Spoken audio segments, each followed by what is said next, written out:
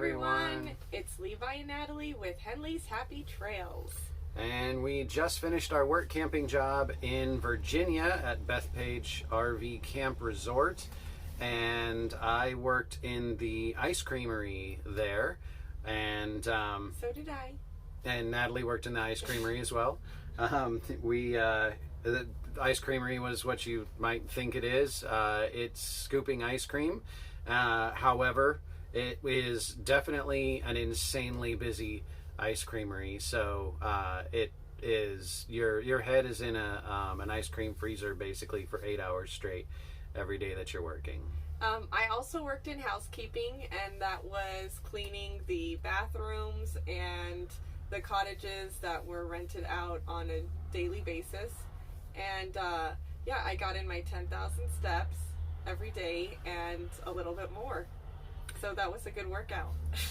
Yeah. So even and the park was actually very busy even with COVID. We were shut down. The park was shut down for a solid month. None of the work campers worked, but once the park was up and going, it was between 30 and 40 hours a week, and it's a very large park, over 1,000 sites, and it does get insanely busy. Golf carts and music and the whole 9 yards. Part of our compensation package, all hours were paid, and it was $10 an hour, right? Yeah. Received a free site with full hookups, and also a nice little deck was put right in front of our RV too. So that was really nice to be able to set up all of our outside furniture on. Yeah. So this video is all about our RVing departure process from a work camping job. The first step would be, once you establish an end date for the job, you need to know exactly how long you have to pick up and leave after the job ends. Some work camping jobs want you out within 48 hours after leaving. Some jobs will say, yeah, you can stay for a week and pick up and after your last day of work. Yeah, after your last work day. So that varies greatly. So you kind of need to know whether or not you need to start picking up before your job actually ends, or whether you can stop working and then pick everything up. Okay. And this is especially true if the site is part of your compensation package. Start preparing usually 2 weeks before we're planning to leave our site. And we do this for 3 main reasons. One of them is because we usually find things on the RV that need to be fixed, repaired, replaced. So that 2 weeks gives us a good amount of time to make any of those fixtures. The second thing is, a lot of the tasks that we need to do for departure include working on the outside of the rig. So we want to make sure that we have good weather, and the 2 weeks allows us to play within that time to work in good weather conditions. And then 3, most of the time we are still working during that 2 weeks before we depart. So we don't have all day to prepare our RV. So we usually do a couple of hours before work or after work, or some hours on our days off, because that's usually when we just want to rest and not do anything.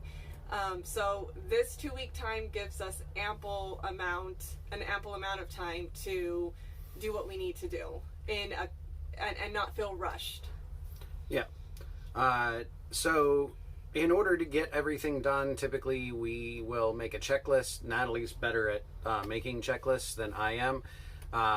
But we'll basically lay everything out that needs to get done. So things like checking the tire pressure, we will Rain-X our windshield of the motorhome, flush the tank, so flush the gray tank, flush the black tank, and sterilize the freshwater tank. Is all part of that. We have a carrier on the back that we have to pack, and usually that takes about an hour or so to get everything situated. And then when we get everything situated, then we realize we don't want half of the stuff, so we take that off and then resituate it.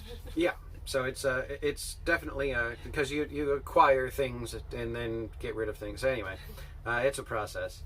And then of course any minor fixes that need to be done. We've noticed that whenever we've been stationary for a little while, certain things need to be fixed up. The roof may need to be, given a wash, make sure everything looks good up there. Something that we did a little bit different this time was prepare meals in advance. So as we are taking off to our next destination, which is Minnesota for the first part of the sugar beet harvest, a little over 1,200 miles to get over there from Virginia, but we're planning on taking about 3 weeks to get over there. So we're going to be stopping at all kinds of places, boondocking and free campsites, and overnighting at Walmarts and rest stops and all that good stuff. But we want to be able to steer away from restaurants, fast food places, because that just kind of eats up our money.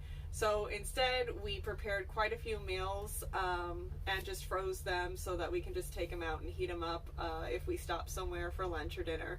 On departure day, we have a quick hitch-up checklist that we go through, which I actually wrote an article about in Escapees magazine. There's Escapees. And the article's right there. Ta-da! Ta-da! So, the acronym is S.A.F.E.T.Y, and isn't that cute? And it stands for, this is right before we take out. So we want to make sure that we check the slide outs and the levelers for S. The A would be antennas and satellites. You don't want to drive down the road with one of those up. The F is family, and that includes all of your family. Make sure all of your pets are where they need to be. Don't forget your spouse or your kids as you're driving away. And then E is for exterior. Before you drive away, take one, both of you would be a good idea, or however many people are in the rig. Take one look outside. Step back away from your RV and take a look at the outside all the way around. Make sure there's no open compartments and that you didn't forget anything in the first two. The antenna's down. The antenna's down. Nothing's hanging off. Yes. And then E stands for, sorry, I already just did E. The T stands for tow vehicle. Regardless of how you're towing a vehicle, and sometimes the fifth wheel in the travel trailer is the tow vehicle. You want to basically make sure everything is attached and double check that everything's plugged in that needs to be, and so on. And then the Y in safety is you're going to want to double check everything, make sure everything's good. Oh yeah, remember slide outs and levelers, antennas and satellites, family, exterior, tow vehicle, and you're going to want to double check safety. And in conclusion, if work camping is something that you are looking into, specifically seasonal work camping, what we do, to fund your travels, we do have a resource for that. During that 1 month that we were off at Bethpage RV Park in April, we decided to, hey, let's take this time and write a book. So our book is called Seasonal Work Camping for a Living, How We Did It. And it's all about, well, how we made full-time RVing work for us through seasonal work camping. The book is available on Amazon in Kindle and paperback format. And yeah, check it out. There's some reviews on there. There's reviews on Goodreads as well. And let us know what you think about it if you do happen to get it. And if you have not already gone to henleyshappytrails.com, check it out. And obviously you're watching this on our YouTube channel, but click the subscribe button and then the bell icon next to it so that you get notified whenever we upload new videos. We do have a lot of videos that are going to be coming up pretty soon, all about sugar beet harvest, places to stay, and things like that. So if you want to get notified when we upload those, then subscribe. All right. Until we meet again, everyone, please be safe out there, be healthy, love one another, and happy trails.